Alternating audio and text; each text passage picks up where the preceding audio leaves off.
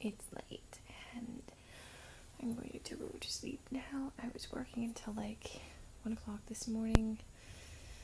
Thankfully, somehow I have managed to keep this job. I have no idea how, considering how much I failed the quality control this week. But, so, that's still a thing. The gym has been good. Everything has been awesome. I didn't film yesterday, although I realized I did have something that went up. I think one of my book reviews. I just literally completely forgot. And to be fair, you didn't miss anything. Other than that,